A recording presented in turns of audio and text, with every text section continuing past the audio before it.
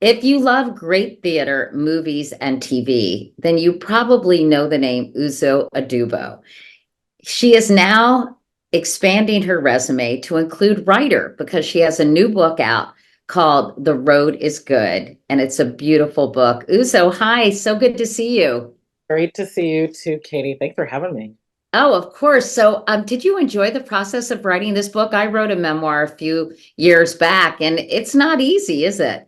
It is not easy for a multitude of reasons, Firstly, the writing aspect, I usually say the words that have been written. So to now be writing them is a new experience. But also, I work in a business where I take on other characters and play just hide behind the characters, and it's a very different thing to be the central character in the story.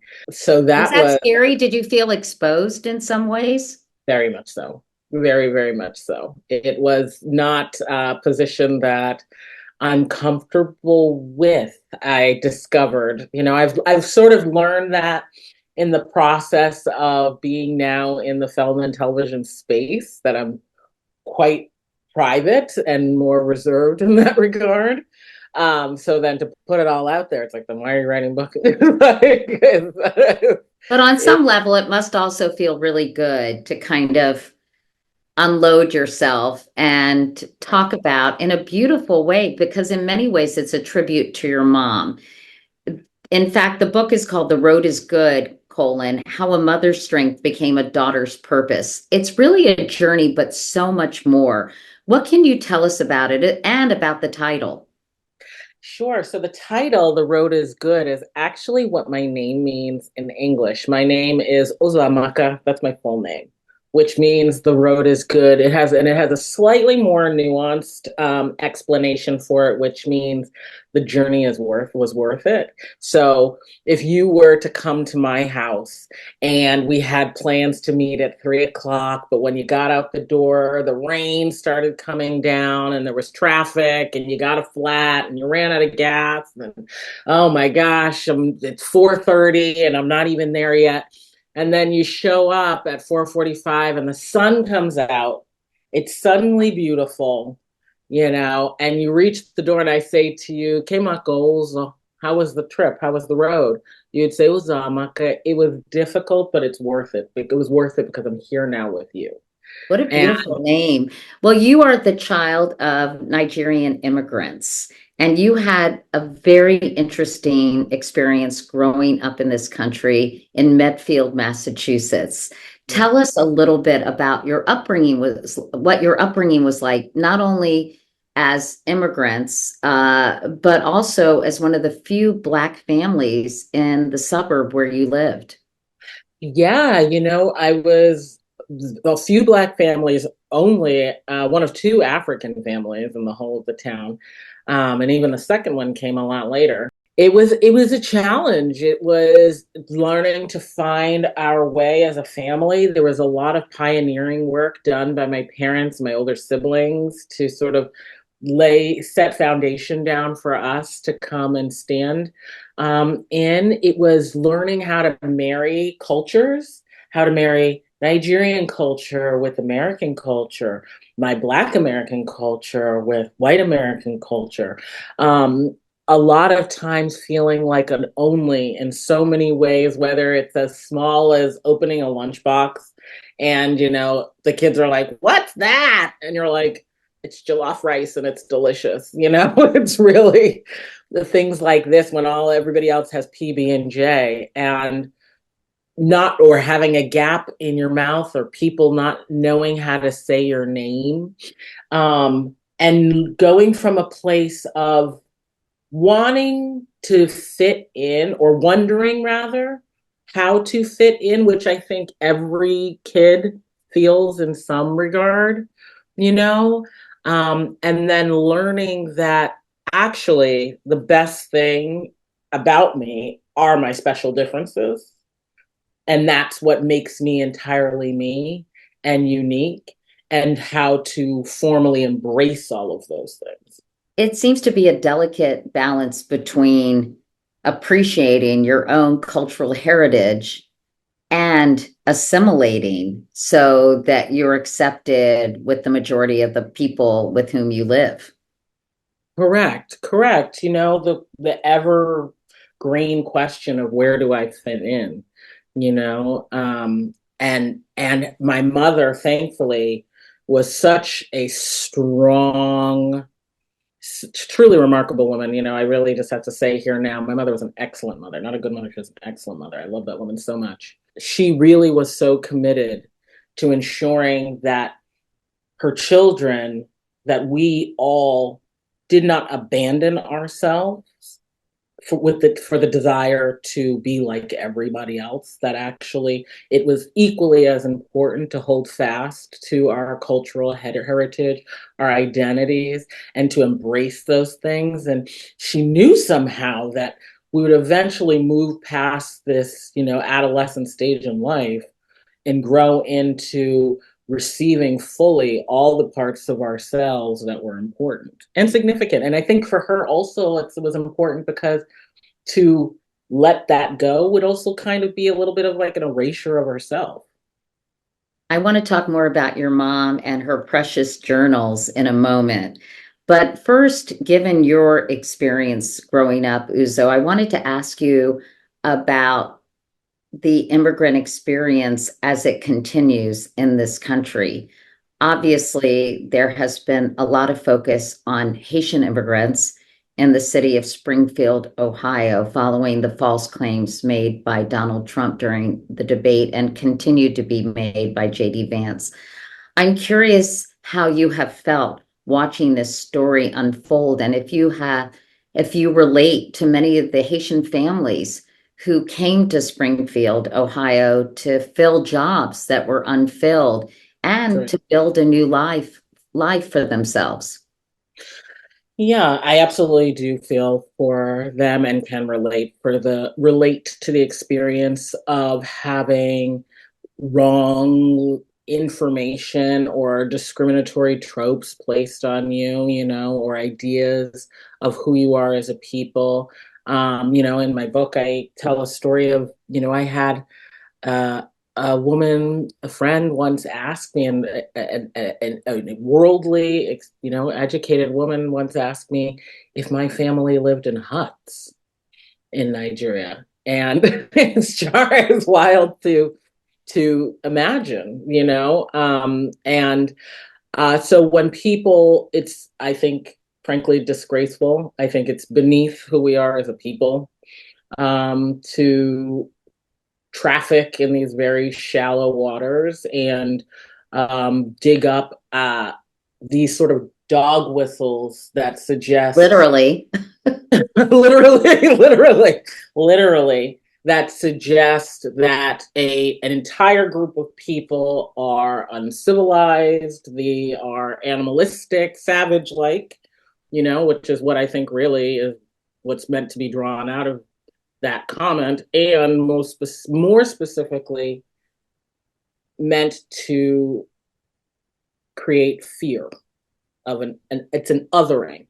So I And was talking hatred. about hatred, exactly. Well, and othering is supremely about hatred. It's ultimately tied to that. Like uniquely tied to that. I was talking about feeling like an only, and part of sometimes being made feeling like an only can also be about being othered. And I think that it's dangerous. America is built on an immigrant story. My family is really proud to have come to this country, become U.S. citizens here, raise their children, experience all that America has to offer. My mom used to say, and I say this in my book, my American dream is for you people to live your dream. And that was made possible by them, just as these Haitian immigrants are trying to do that, I imagine, for themselves and for the generations yet to come, is what makes this country so great. Sorry, One there's a of long the answer. Very No, no, no. It's a beautiful answer. I love what your mom said. It's a beautiful answer. I'm just thinking, you know, writing this book, Uzo, you had plenty of source material because your mom taught you to keep a journal and you did it almost your whole life. And then your mom gave you the gift of leaving you with her journals. Yeah. So tell me about how they helped you in the process of writing this book, because they must have been so precious. Here's one. I have a couple in here. I just like made me think Can of you open it so I can see the writing? yeah. Wow, that's a lot of writing. This is my mom's. This isn't mine. This is my Wow. mom's. This is my So, mom's. so what was it like reading those journals, not only yours, but your mom's? You know, it's been like a sweet welcome treat. And it's one that I savor and bite from slowly. I haven't finished them all. I'm actually still in like the first one. First of all, you see how small she writes. She wants to get every thought in there. Secondly, Yeah. she's like, secondly, um, the thing about my mom, she passed away. The thing about when someone leaves you and moves to heaven is you understand that there's a finite amount of everything. Right. There's going to be a day where the pictures, you've seen them all. There's going to be a day when all the voicemails have been listened to. And so with these, because these are her words and her thoughts, and it almost feels like conversations, I digest them so slowly because I don't want them to finish. And they must bring her back to life. You said she was an excellent mom. Tell me a little more about her and this extraordinary bond the two of you had and still have. Yes, yes, thank you for that. Wow. I'm looking at her right over here. Sorry. There's my mom right there. Aw. And me and my sibling pay no attention to my hair, everybody. um, she was an awesome lady. She was spunky. She had she was smart. She said, if I'd grown in this country, I would have been an artist. She was a social worker. She loved her kids ferociously. She taught us that the best thing we could do in this life was to be passionate, work hard, and to love. She was a deeply, deeply graceful, gracious woman, could talk your ear off, knew how to tell a great joke. And more than anything, my mom, she knew how to cheer people on. Like she rooted for us always, no matter what it was we were doing. She always rooted for you.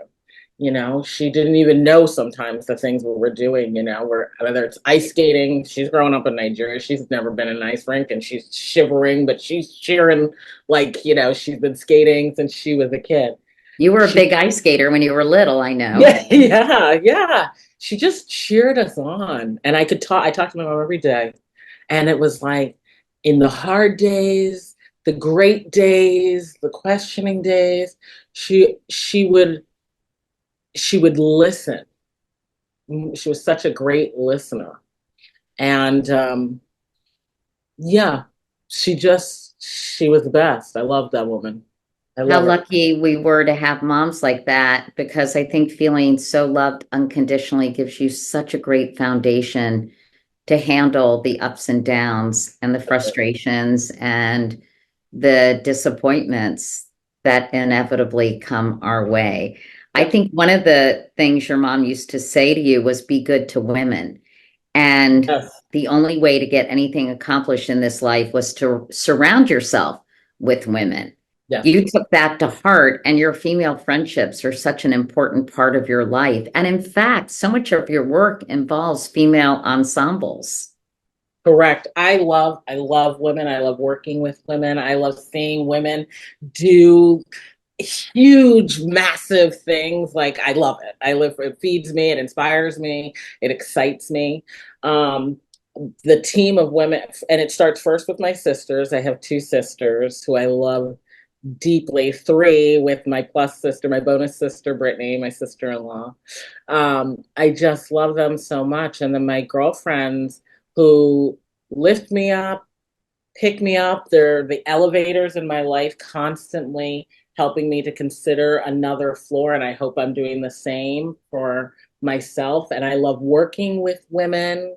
You know, I've had awesome experiences in female ensembles with, grade A actors who are all quite incredible and have unique perspectives to the craft and also are just fearless and ferocious with their work, ambitious, which I think is a good thing for a woman to be. Um, I love it. I love it. You won an Emmy a few years ago for your portrayal of Shirley Chisholm in the series Mrs. America. And I'm curious if you've been thinking a lot about Shirley Chisholm, given Kamala Harris's candidacy, because you were at the DNC when she accepted the nomination. But Shirley Chisholm, of course, was the first Black woman to ever run for president. So have you been thinking about those parallels? Absolutely. Those are two women who have so many footprints that overlap, be it their start on the Hill to being first gen women themselves, parents, children of immigrants, Black women running for that seat. Shirley Chisholm was the first, but we knew she wasn't going to be the last. And it's exciting to see someone so accomplished, qualified, ready to serve, fit to lead like Kamala Harris be representing the Democratic ticket in the position of presidential candidate. It's so wonderful. They say progress is slow and that it takes time, and that's true. But how wonderful that in a lifetime, there are people who know and were alive when Shirley Chisholm ran for president, that like here we are now in this 2024 watching the progress of that first step. It's just fantastic. I love every single part of it.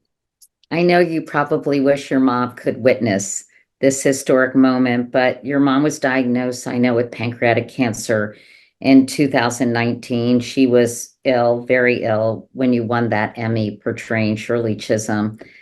Uh, I know that you were determined to care for your mom during her illness. You said that in our culture and many others, caregiving is not only your responsibility, it's the highest currency.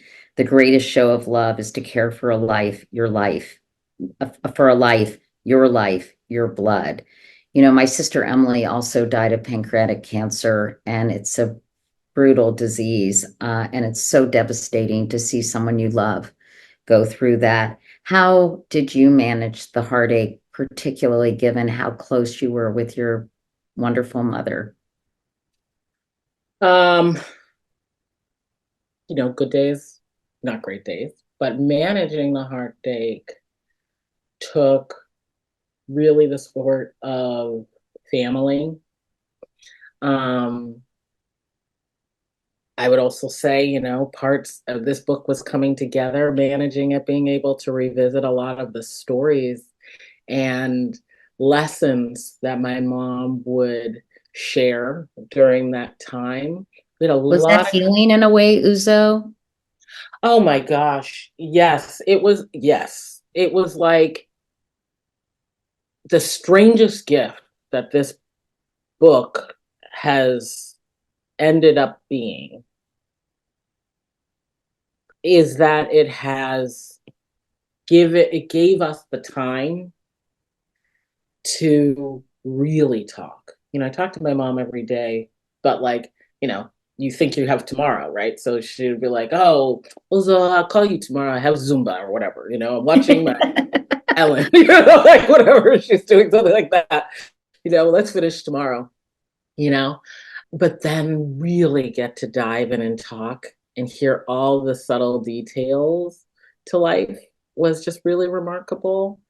And that was so healing. I'm so glad she and thankful that she left my brothers and sisters and I with so much. And I think, and I know that now, especially, I just became a mom and I was afraid that, that had all gone with her, like how to mother, not realizing that she had imprinted so strongly on my life, her mark, that she's so, so present still.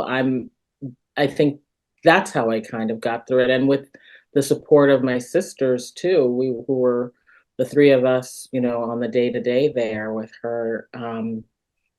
I am so glad, thankful that I have such amazing sisters. Um, But also that you were able to spend that time and maybe you feel, I don't know, there's so much I wish I had asked my mom, even though we were very close too, but about her life and about her childhood. But it sounds as if you had, not only do you have her journals, but you have those really precious conversations because you were there with her and you were one of her caregivers during the course of her illness. So you had that just invaluable time with her.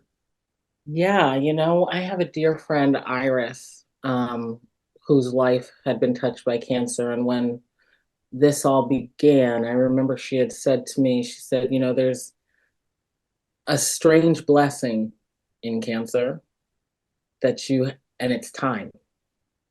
Um, you have, you get a little time knowing that time isn't going to exist in the same way, to just share and connect in ways that you may assume and take for granted you'll have later to do.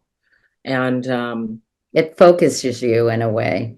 that's right. That's right. And I had that time I've always been a big question asker and really curious and the family historian. And so I got to ask and would ask all those questions. And I think also because she knew what the book was about, she really stopped to tell the whole story. And I I believe it was because she knew this might be the final account of her life. Um, so yeah. Uzo, I know you married your husband, Robert Sweeting, 2 months before your mom died, and you have since had a little girl. Tell us about her name. Oh my gosh. So her name is Adeba, which means daughter of the people, which really means because she's the firstborn granddaughter of my family side, that makes her the daughter of the kingdom. So she's the first, so she belongs to everybody. She belongs to us all. Um, and I love her so much. I How mean, old is she now? she's 10 months. Oh my I love gosh, her. she's still little. She's still a nugget. Yeah, she's still a nugget. She's my little beanie baby. I love her so much. Do you see a lot of your mom in her? Oh yeah. I already think I'm seeing that spunk. It's actually funny. This last week, she was sitting in the high chair having breakfast, and there was just this funny thing that she kept doing with her face. I told you my mom could tell like a good joke. She kept doing this funny thing, and you could tell she kind of thought it was funny, or I felt like she was being funny. And I kept looking at her, and I was like, "You look like my mom right now. You look like grandma a lot right now." And I have found myself since that moment. I don't know why. I don't know why it didn't connect to me before, but since that moment, we have a little nighttime ritual with her.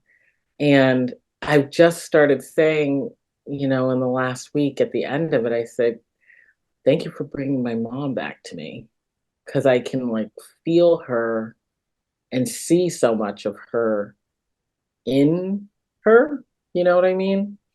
Um, that I don't, that I just started seeing. Genes are a crazy thing, aren't they, Uzo? Yeah. So Yeah. now you have this book out. What's going on with you professionally? Are you what are your plans work-wise now that you've finished this book?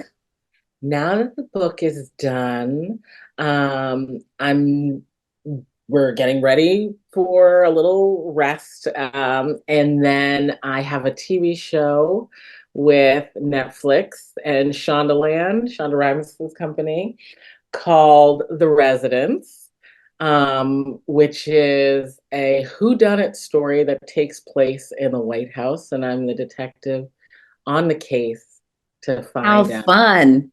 It's so much fun. It was such a joy to shoot. It's coming out next year, 2025. Absolutely loved making that show. It was just so much fun when we had such a great group of people. Like everybody is fun. Everybody is phenomenal. And it was just everybody was great. And it was just like good humans. We had such a fun time. It was really awesome. Well, it sounds like life is good for you, Uzo. I'm so happy. I've been a big fan for a long time. So congratulations on the book. The road is good. And, have enjoy that little baby of yours. And I hope I see you one of these days in person. Me too. Me too. And thank you for like continue. You're just such a force and a titan and an icon in news media. I Thank love you. I go to Katie Couric on the gram to see true news and a great capture of facts, research, true authenticated information. Um, Well, thank you. It sounds like I paid you to give me a promo, but thank you. Here, I'm And not joking. I love it. It's like when news was news, and I think you're just great. thank you. Thank you. Well, good luck with the book. And it's a real pleasure seeing you and talking to you. And as I said, you're a beautiful writer. I think you might have another book in you. I think so. Maybe what it's like to be from going from daughter to mother. Who Oh, knows? the saga continues. Yeah, but I need a little more experience, I think. Yeah. Yeah. Maybe wait a few years, Uzo. All Yes. right. Well, lots of luck and great to see you. Thanks. You too. Take care, Katie.